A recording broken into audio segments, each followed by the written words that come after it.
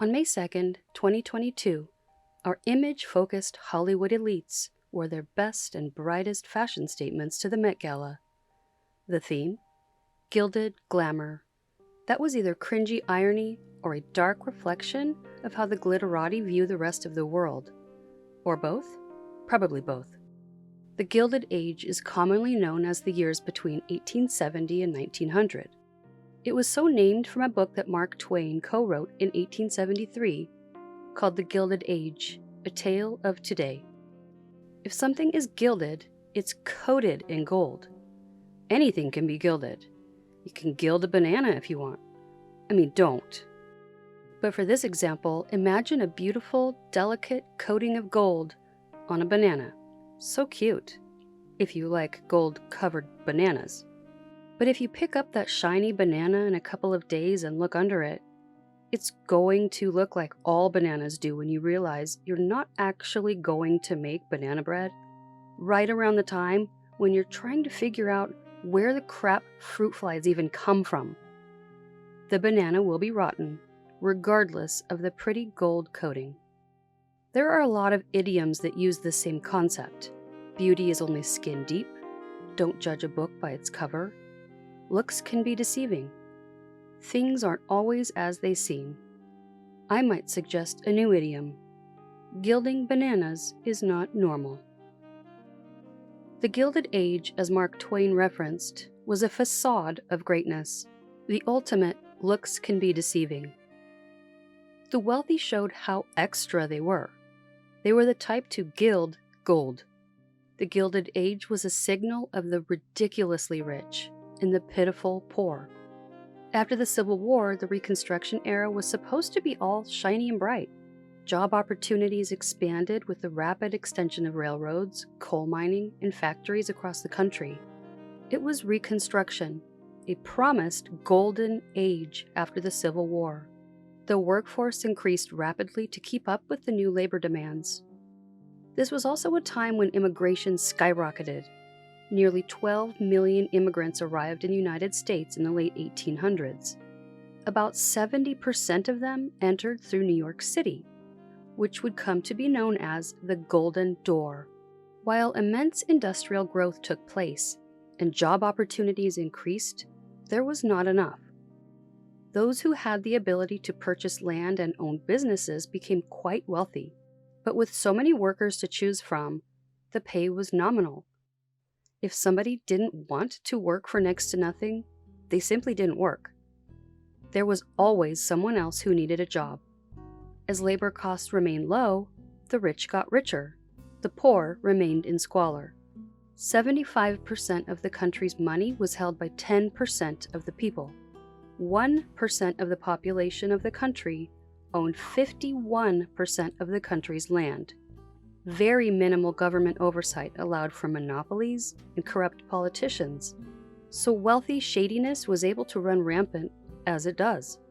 The expected golden age was, like Mark Twain said, a gilded age. Fast forward to 2022, Hollywood idols literally took part in a gathering doused in bizarre, gaudy outfits to reflect gilded glamour. The time referenced as a facade of glittering rapture, but that just under the surface was the poor and destitute, the privileged few and the struggling everyone else. In 1 year, the cost of gas has increased, on average, 50%. The highest price in the country is in Mendocino, California, where gas is nearly $10 per gallon right now. It's become an increased burden to drive anywhere, even to work, to earn money to pay for that gas. Shrinkflation, higher cost of living, and stimulus checks have made our dollars lose value. So here's the darling of social media, Kylie Jenner, at the Gilded Glamour Met Gala. Not married, wearing a wedding gown with a backward cap, because she's just, one of us. She has a net worth of $900 million from selling cosmetics like her lip kit, when in reality, she purchased her own lips. Kylie will happily sell you her products and make bank from you, but in reality, she'd never actually use them, and they certainly won't make you look like her. She bought her face. Just remember, you're not ugly, you're just poor. She's got 2 kids with Travis Scott, who couldn't be bothered to stop his Astroworld concert while people were being crushed from crowd surging. And this is the response by the fawning media.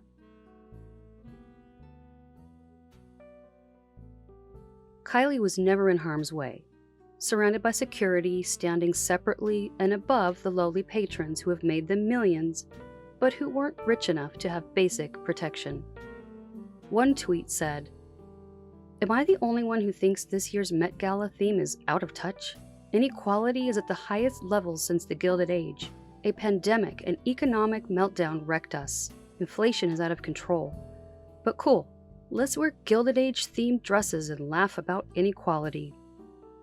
So now that we understand more about the concept of the Gilded Age, that anything can be covered in gold yet lack any real value, we can get into the story of someone from the Gilded Age who went against the gilded grain. First, some background on her family. Along with advancing railroads and coal mines, widespread industrialization created the need for better farming equipment. The Champion was a combination reaper and mower, meaning it cut and gathered a crop's harvest and mowed the land in need of mowing. That one machine made harvesting far more efficient on larger farmlands, and it was a hot seller. The company that manufactured the Champion merged with several other companies. That mass merger of the best farming equipment manufacturers was financed by well-known tycoon J.P. Morgan. The result was a new mega company called International Harvester Company. The merger held a value of $150 million.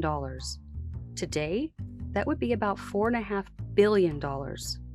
John Glessner was a junior partner when the merger occurred. He had started his career working in the farming industry and worked his way up in the company that made the Champion reaper and mower. John lived at a boarding house during his employment, and it was in that house where he met his future wife, the boarder's daughter, Frances. John and Frances married in 1870 and went on to have 3 children. 2 sons, one named John Francis, who died as an infant, and one daughter, Frances. The son who lived later had a son named John, and a daughter named Frances.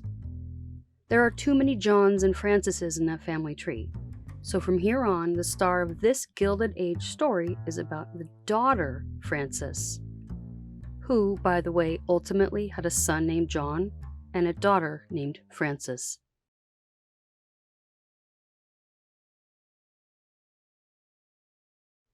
Frances Glessner was born March 25, 1878. The youngest and only girl, Frances was precocious, adored, and sheltered. Her father, John, became vice president of International Harvest after the $150 million merger. His position, status, and bank account received a substantial upgrade. The Glessner household was fine financially before the mega merger, but after, let's just say that if one wanted to blow one's nose with one's dollars, one could easily do so. Frances and her older brother were tutored at home, as was common at the time for those from a wealthy family. Even as a little girl, Frances became quite skilled at sewing, knitting, painting, metalwork, and interior design. She was highly creative and had an innate urge to physically create with her hands. But keeping to the social standards, Frances was limited to what she was allowed to learn and ultimately what she was allowed to do. When Frances was 8 years old, the Glessner family increased their visibility in high society. They broke ground on their new, imposing home on the most prominent, prestigious street in Chicago, Prairie Avenue, also known as Millionaire's Row. Designed by well-known architect H.H. Richardson, the family officially moved into the massive house in 1887. Richardson's architectural designs were in the very neutral, classy style of medieval Romanesque. He used that imposing style to design mostly civil buildings, like courthouses, churches, train stations, and libraries, even an asylum in New York. I know we're supposed to call them psychiatric hospitals today, but I'm positive that an asylum in the 1800s in a medieval-inspired building was probably really creepy, and I kind of want to see it.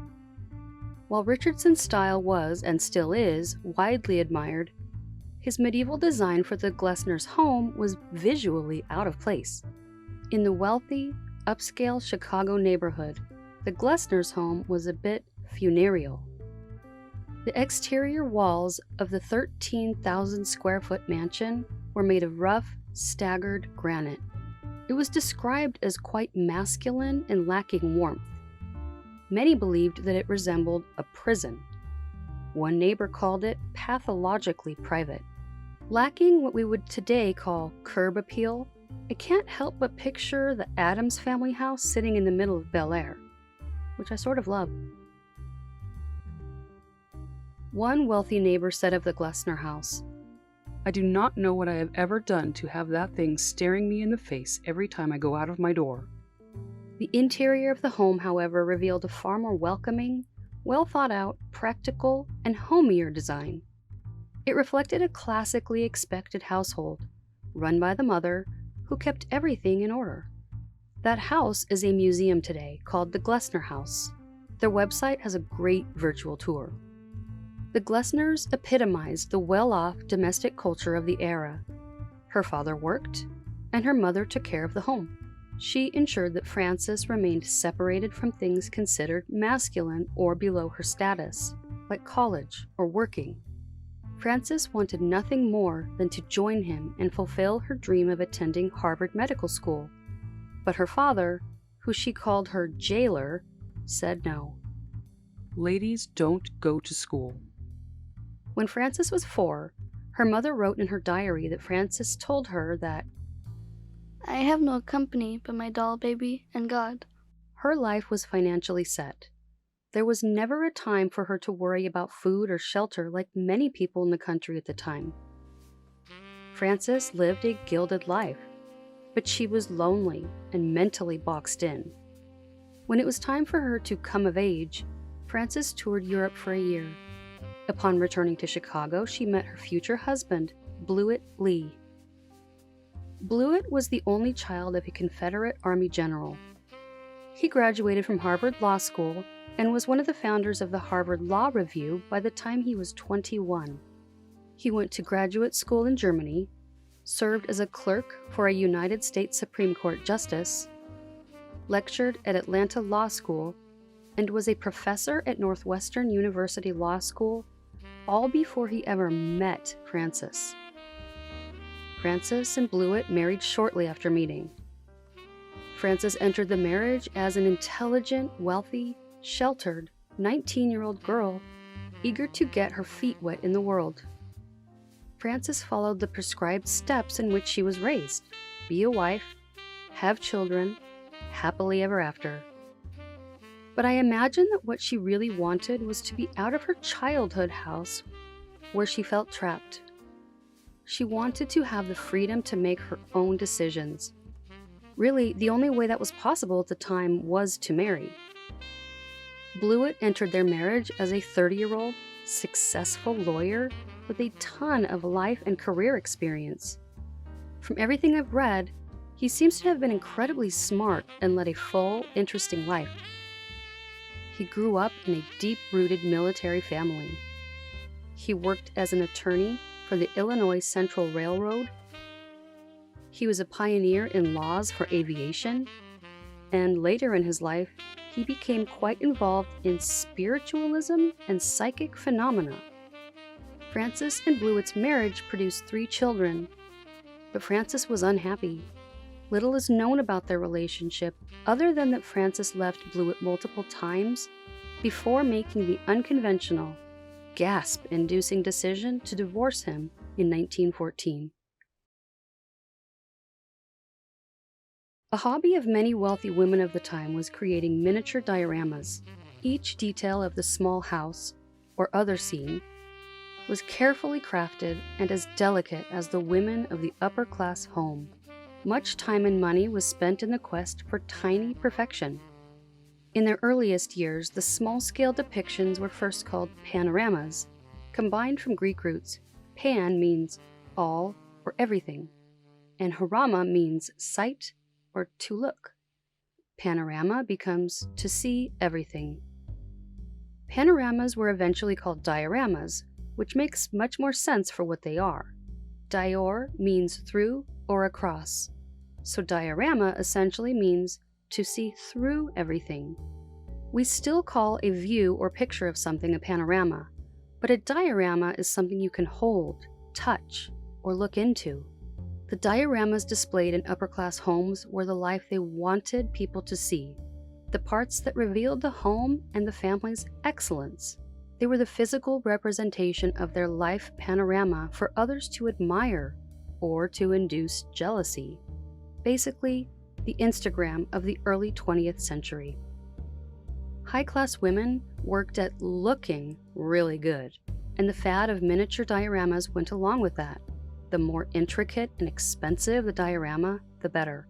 For her mother's birthday, Frances made a perfectly crafted mini diorama of the Chicago Symphony Orchestra. 90 musicians and their instruments, music stands, sheet music, chairs, the conductor and his baton, everything exactly replicated. It took 2 months to create. Frances was uncomfortable in her given world. She had plenty of money and was surrounded by all of the things that others would envy, but she wasn't happy or satisfied with just her status. She didn't do anything to get it. She didn't do any work for it. Frances was far too inventive and creatively gifted to sit in her home and just be seen as a wealthy woman. She didn't fit in that box.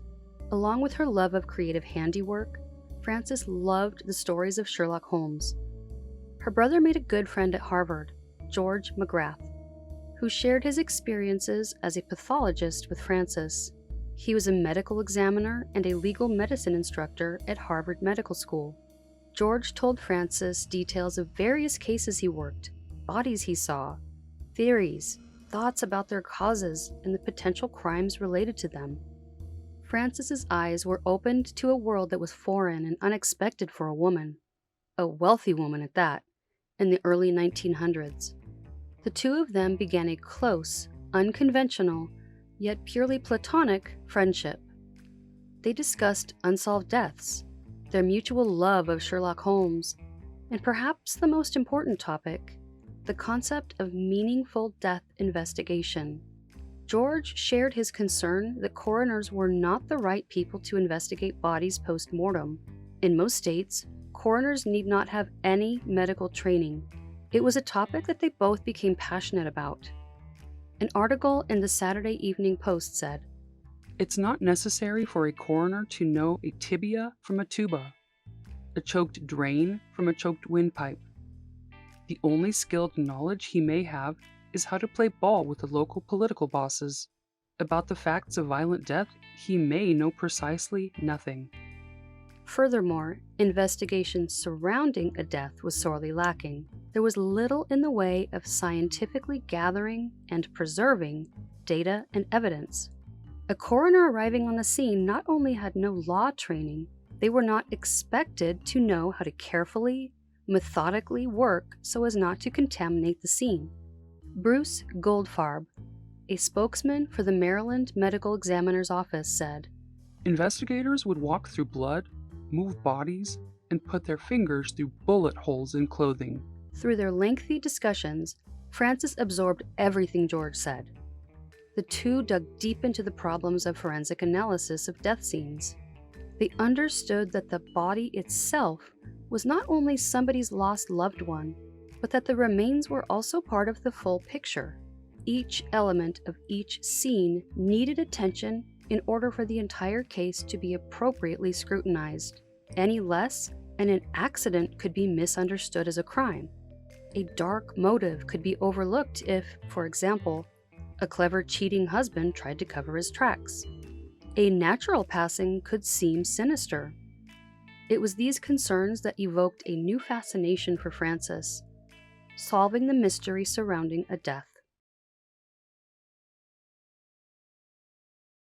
In 1929, when Frances was 51 years old, a couple of life-changing events occurred. Frances became the sole heir of her father's fortune when her brother passed away, and she spent a considerable amount of time with her now good friend, George. He had contracted a serious bacterial infection in his hands, caused from long-term exposure to formaldehyde and disinfectants used during his time as medical examiner. As George convalesced in the hospital, Frances listened as he recounted intriguing parts of his career. George had been called to identify remains in the Summer Street Bridge disaster in Boston, Massachusetts. A streetcar loaded with passengers drove onto a drawbridge which was already opening for a ship to pass. When the driver of the streetcar noticed the opened bridge, he slammed on his brakes, causing the wheels to lock.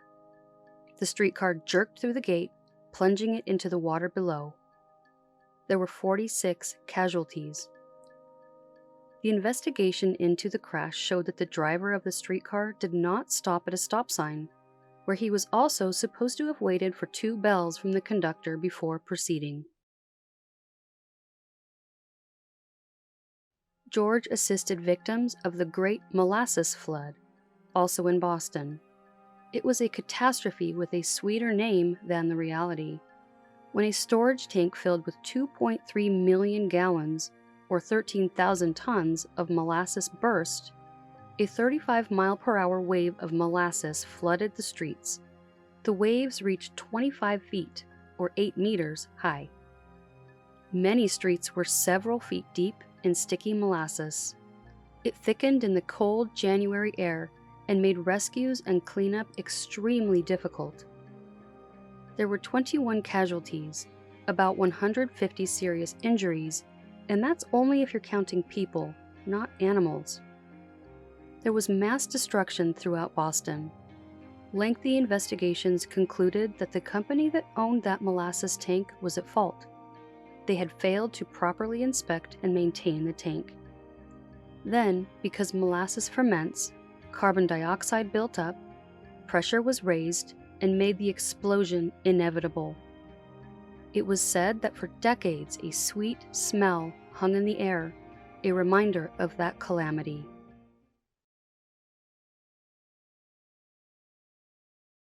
George was also involved in investigating the fire death of Babe Ruth's estranged wife, Helen. They had been separated for several years but had not divorced. Helen was living with someone who neighbors assumed was her husband, so when she died, their separation and death spurned conspiracy and gossip. But no crime was committed. The investigation revealed that Helen had taken sleeping pills, so she was unaware of the fire until it was too late. It was just a terrible accident. Through George's sharing many of the cases he worked on in his career, Frances was hooked. The mystery was there. What caused the deceased to end up in a morgue? What led to the inability to figure out difficult cases? What evidence was considered, damaged, or ignored? No one would have pictured a 51-year-old heiress sitting in a hospital with a medical examiner, deliberating about what others may consider macabre, appalling death scenes.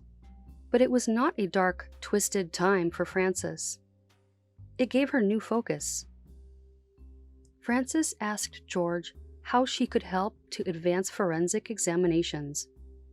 He explained that the best thing would be to make it financially possible for Harvard to teach and spread the knowledge of medical investigation. In 1931, Frances helped establish the Department of Legal Medicine at Harvard University, which was the only program of its kind at the time. She then donated $250,000 to endow George at Harvard. Today, that donation would be equal to about $5.3 million. Frances also presented the newly established department a collection of rare books and manuscripts about legal medicine and medical theories, That later became the McGrath Library of Legal Medicine. In 1938, Frances's good friend and mentor, Dr. George McGrath, passed away. He had performed over 21,000 death investigations and had testified in 2,000 trials.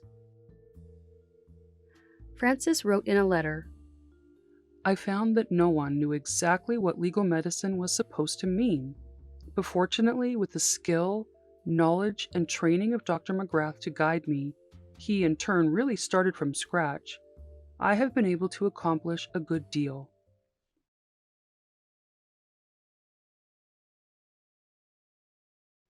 Taking a step that no one before her had, Frances thought to marry two things that enthralled her to create a new concept hobby: diorama dollhouses with accurate, detailed death scenes. She spent countless hours learning and researching on her own, visiting real crime scenes and even attending autopsies. Her dioramas were called the Nutshell Studies of Unexplained Death. The name was born from the purpose of investigators to convict the guilty, clear the innocent, and find the truth in a nutshell. Built at a scale of 1 inch to 1 foot, each scene took months to make and between about $3,000 up to $6,000 to build. Today, that would be around $60,000 to $120,000 just to make one diorama.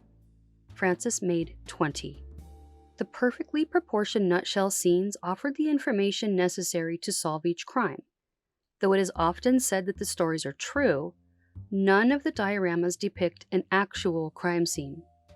Rather, real elements from various people and crime scenes were used to create a single nutshell. To me, this seems much more respectful of the deceased, while also presenting real information. Most of the dioramas were women, and most were in scenes within a home setting. It was important to Frances that the evidence within each scene not be ridiculously fake or too obvious.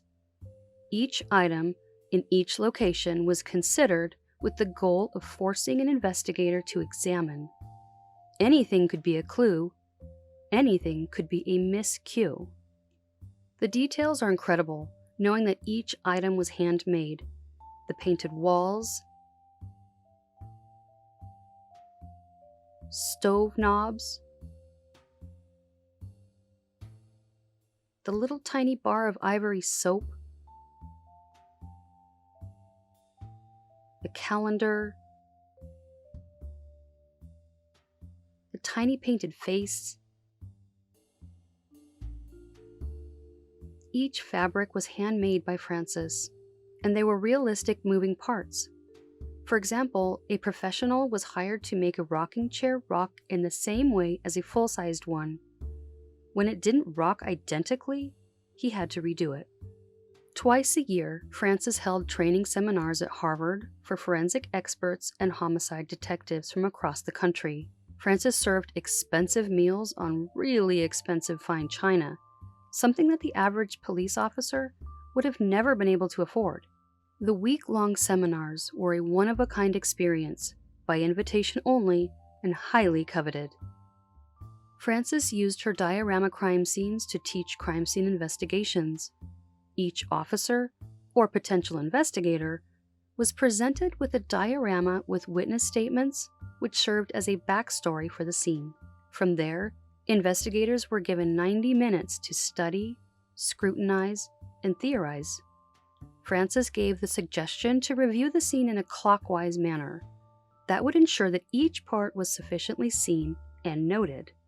It was vital that each investigator develop a strategy and form a habit of proper examination.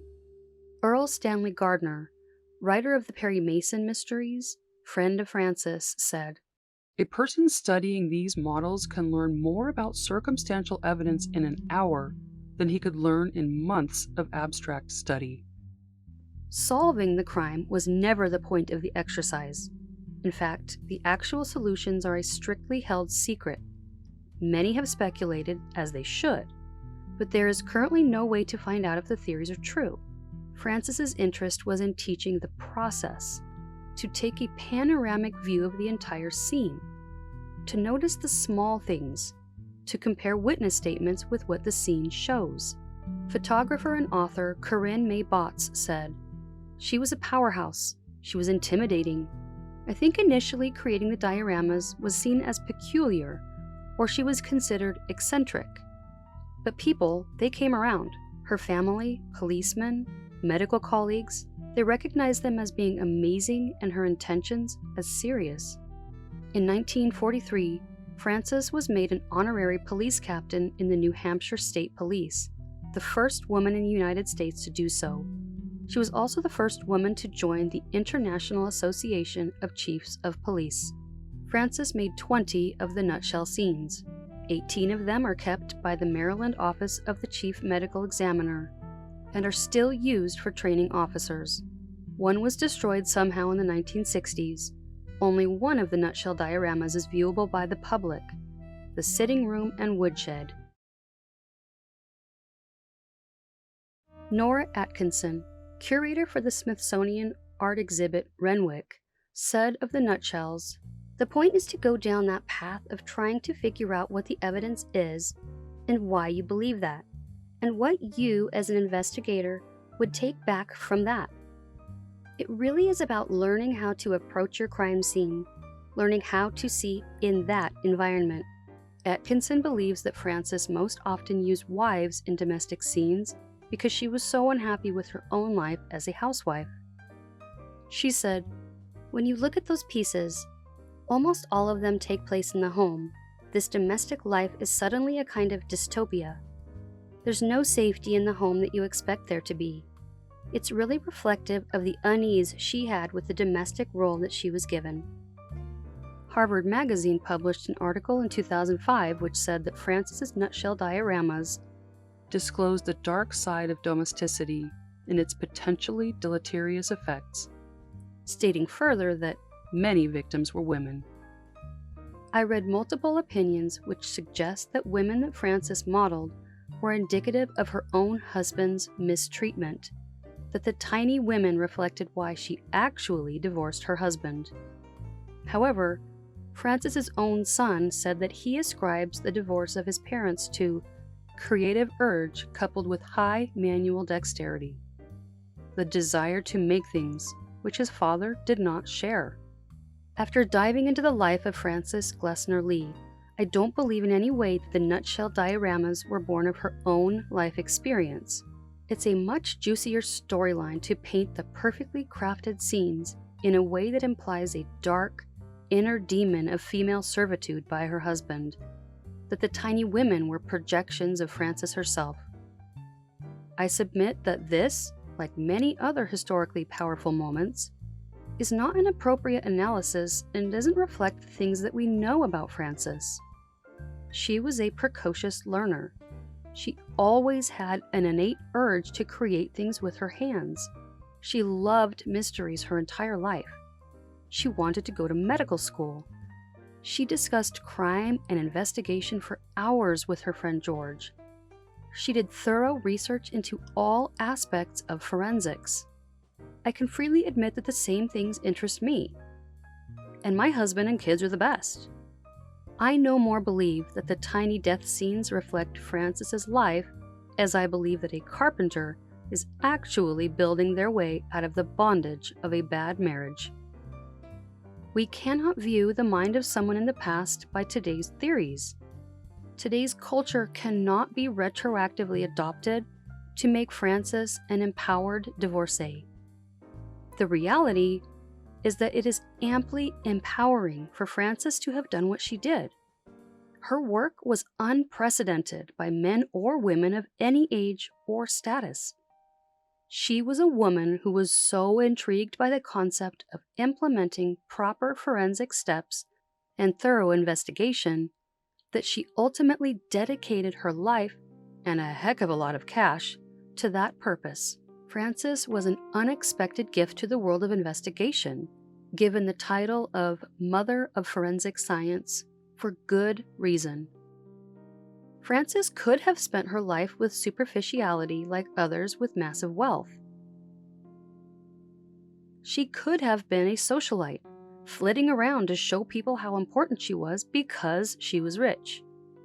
But in the Gilded Age, Frances went beyond a shiny coating. She proved to herself and others that her worth was far more than her net worth. Frances Glessner Lee passed away January 27, 1962, at the age of 83. Born in the Gilded Age, Frances made sure that her mark on the world was far more than a pretty, shiny surface. Hundreds of officers, detectives, coroners, and medical examiners attended her funeral. Of her life, Frances once said, "I didn't do a lick of work to deserve what I have. Therefore, I feel I have been left an obligation to do something that will benefit everybody."